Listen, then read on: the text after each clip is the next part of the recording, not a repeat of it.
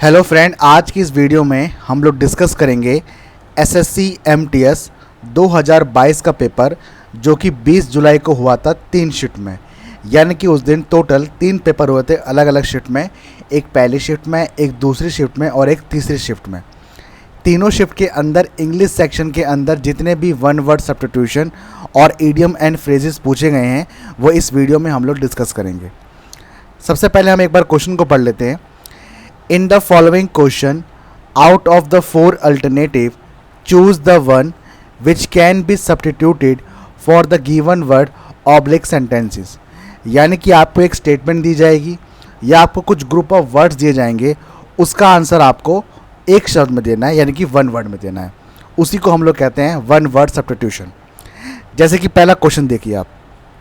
पहला क्वेश्चन हमारा, someone who is silent और अनकम्युनिकेटिव इन स्पीच।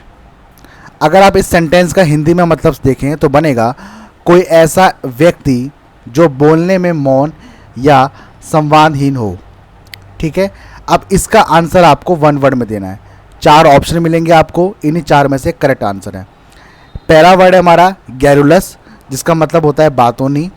उसके बाद देखिए रिजर्व्ड, जिसका मतलब होता है अमिलनसार, संकोची। उसके बाद वॉल्यूबल मतलब बातोनी, और चौथा वर्ड है इम्परसेप्टिबल मतलब अगोचर।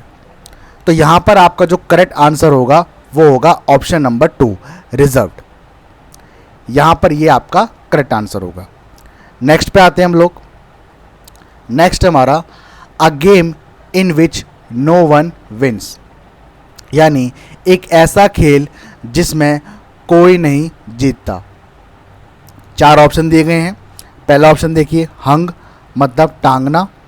उसके बाद लैप्स मतलब व्यतीत, नल व्यर्थ, ड्रॉ प्रतियोगिता जिसकी हार जीत का निर्णय ना हो। तो सबको पता है इसका करेक्ट आंसर क्या होगा, ऑप्शन नंबर 4 ड्रॉ। ये यहाँ पर आपका करेक्ट आंसर होगा। अगर आप ये क्वेश्चन भी सॉल्व नहीं कर पा रहे हैं तो आप समझ लीजिए आपकी तैयारी बेकार जा रही है, क्योंकि ये क्वेश्चन हर कोई पढ़ लेगा और हर कोई इसको सॉल्व कर लेगा। इसमें कुछ लॉजिक लगाने की ज़रूरत है ही नहीं। ठीक है, नेक्स्ट क्वेश्चन पे आते हैं। नेक्स्ट क्वेश्चन है हमारा one who is outspoken and outgoing, वह जो स्पष्टवादी और मिलनसार हो। ठीक है, 4 ऑप्शन दिए गए हैं। देखिए पहला है साइकिक मतलब मानसिक। उसके बाद एक्सट्रोवर्ट बहिर्मुखी। उसके बाद हेरोइक वीरतापूर्ण, और लास्ट में फ्लैम्बोयेंट मतलब चमकीला। तो यहाँ पर आपका जो करेक्ट आंसर है वो है ऑप्शन नंबर 2 एक्सट्रोवर्ट। ठीक है, अगर इसी एक्सट्रोवर्ट के अंदर से हम IXTROVERT इसी में से एक्स को हटा दे और यहाँ पे लगा दे इन, तो ये बन जाएगा इंट्रोवर्ट। इंट्रोवर्ट का मतलब ऐसा व्यक्ति जो ज़्यादा लोगों से मिलता ना हो, अकेला रहना पसंद करता हो, वो मिलनसार नहीं है। ठीक है ना। तो देखिए हमने सिर्फ 2 लेटर को चेंज किया तो पूरा वर्ड का मतलब बदल गया। ठीक है, तो देखिए इन तीनों शिफ्ट के अंदर टोटल वन वर्ड सब्स्टिट्यूशन इस बार खाली 3 पूछे गए थे। ठीक है, जो मैंने आपके सामने डिस्कस कर लिए। अब हम आते हैं नेक्स्ट स्लाइड पे, जो कि है हमारी ईडियम एंड फ्रेजेस के ऊपर, मतलब मुहावरे। ठीक है, क्वेश्चन पढ़ते हैं एक बार। देखिए in the following question 4 alternatives are given for the bold idiom oblique phrase. Choose the alternative which expresses the meaning of the given idiom oblique phrase। यानी कि आपको एक idiom oblique phrase यानी कि कुछ मुहावरे देंगे आपको इंग्लिश में। उस मुहावरे का एक्चुअल में मतलब कुछ और होता है, वो आपको ऑप्शन में से सेलेक्ट करना है। जैसे कि पहला क्वेश्चन देखिए। पहला क्वेश्चन हमारा स्मेल अ रैट। ठीक है, अब देखिए इस सेंटेंस का मतलब अगर आप देखें तो बनेगा चूहे को सूंघना, लेकिन एक्चुअल में इसका मतलब ये नहीं है। ठीक है, आप पढ़ेंगे उसका मतलब कुछ और निकल रहा होगा, लेकिन मतलब कुछ और होता है। वही मतलब आपको इन 4 ऑप्शन में से देखना है। तो देखिए पहला ऑप्शन है हमारा सस्पेक्ट, ट्रिकी और डिसेप्शन, मतलब चालबाजी या धोखे का संदेह। उसके बाद रिवील अ सीक्रेट, एक रहस्य उजागर करें। ट्रस्ट कंप्लीटली, पूरा भरोसा रखें। और लास्ट ऑप्शन है हमारा से समथिंग स्टूपिड, कुछ बेवकूफ़ी भरी बात कहो, कुछ बेवकूफ़ी भरी बात कहो। तो यहाँ पर हमारा जो करेक्ट आंसर है वो है ऑप्शन नंबर फर्स्ट, चालबाजी या धोखे का संदेह। स्मेल ए रैट का मतलब होता है चालबाजी या धोखे का संदेह। ठीक है, मतलब आपके साथ कोई चीटिंग करने जा रहा है और आप उस चीज़ को पहले से भनक लो, तो उसे हम लोग कहेंगे स्मेल अ रैट। ठीक है, नेक्स्ट पे आते हैं हम लोग। नेक्स्ट हमारा बिकम इरेशनल। ठीक है, ऑप्शन देखते हैं। Too much in their plates, उनकी थालियों में बहुत कुछ है। अ पीस ऑफ केक, अब देखिए इस सेंटेंस का मतलब देखिए, अ पीस ऑफ केक मतलब आपको इस सेंटेंस अगर मतलब हिंदी में देखें तो बनेगा केक का कुछ एक हिस्सा। ठीक है, केक का एक छोटा सा हिस्सा, लेकिन इसका मतलब कुछ और है। इसका मतलब देखिए ये बनेगा कोई आसान सा काम। ठीक है, ये भी अपने आप में एक इडियम ही है, कोई आसान सा काम। देखिए पढ़ने में उसका मतलब कुछ और निकल रहा है, लेकिन एक्चुअल में उसका मतलब कुछ और है। इसी को हम लोग कहते हैं इडियम एंड फ्रेजेस। उसके बाद देखिए ब्रांड ऑफ, भूरा हो गया, और गोन बनानास, केले खत्म हो गए। तो यहाँ पर आपका जो करेक्ट आंसर है वो है ऑप्शन नंबर 4। ठीक है, नेक्स्ट पे आते हैं हम लोग।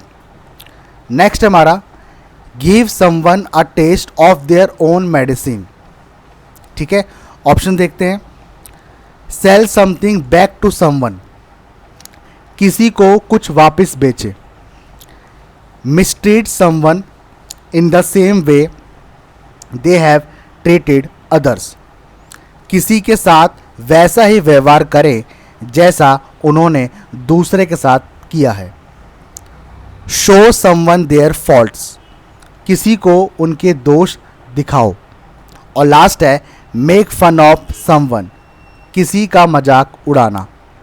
तो यहाँ पर आपका जो करेक्ट आंसर होगा वो होगा ऑप्शन नंबर 2, किसी के साथ वैसा ही व्यवहार करें जैसा उन्होंने दूसरे के साथ किया हो। मतलब इस सेंटेंस का मतलब ये निकल रहा है। ठीक है, नेक्स्ट पे आते हैं हम लोग। नेक्स्ट है हमारा ऑन क्लाउड 9। ऑप्शन देखिए। वेरी डिप्रेस्ड, बहुत उदास। वेरी हैप्पी, बहुत खुश। नॉट एजुकेटेड, शिक्षित नहीं। बिजी एट वर्क, कार्य में व्यस्त। तो यहाँ पर आपका जो करेक्ट आंसर होगा वो होगा option number 2, very happy. On cloud 9 का मतलब होता है वेरी हैप्पी, बहुत खुश। नेक्स्ट पे आते हैं हम लोग। नेक्स्ट है हमारा barking up the wrong tree. ठीक है, ऑप्शन देखते हैं। Pursue a course of action that will most likely to futile, ऐसी कार्रवाई या अनुसरण करें जो संभवतः निरर्थक होगी। ठीक है, जिसका कोई फल ही नहीं निकल रहा हो। Make an enemy of someone, किसी को शत्रु बनाना। रिस्पेक्टिवली डिसएग्री विथ समवन, किसी से असहमत होना। परस्यू वंस एजेंडा, किसी के एजेंडा को पालन करें। ठीक है, तो यहाँ पर आपका जो करेक्ट आंसर होगा वो होगा ऑप्शन नंबर 1, ऐसी कार्रवाई का अनुसरण करें जो संभवतः निरर्थक हो। ठीक है, ये इसका करेक्ट आंसर होगा। नेक्स्ट पे आते हैं। नेक्स्ट है हमारा add fuel to the fire. ठीक है, ये तो बहुत ही इम्पॉर्टेंट है और ये बहुत ही फेमस कहावत है। हम आम जिंदगी में इसका अक्सर यूज़ करते हैं। एक बार देखते हैं इसका मतलब क्या बनेगा। Encourage someone to do right, किसी को सही काम करने के लिए प्रोत्साहित करें। ऐड रॉन्ग इंग्रेडिएंट्स, गलत सामग्री जोड़ें। टू एब्यूज समवन, किसी को गाली देना। Worsen an already bad situation, पहले से ही खराब स्थिति को और ख़राब कर देना या कर दिया। तो यहाँ पर करेक्ट आंसर होगा ऑप्शन नंबर 4। ठीक है, मतलब कोई स्थिति खराब है उसमें आपने और स्थिति खराब कर दी। Add fuel to the fire मतलब आग में घी डालना, ये वही कहावत है। तो देखिए टोटल हमने ईडियम कितने देखे यहाँ पे 6, और टोटल वन वर्ड सब्स्टिट्यूशन कितने देखे 3, टोटल हो गए 9 वर्ड मैंने आपको यहाँ पे डिस्कस कर लिया आपके सामने। ठीक है, इस क्लास की पीडीएफ आपको मेरे टेलीग्राम चैनल पर मिल जाएगी, वहाँ से डाउनलोड करके आप इसको पढ़ सकते हैं। वीडियो पसंद आई हो तो वीडियो को लाइक करें, कमेंट करें। मिलता हूँ आपसे अगली वीडियो में।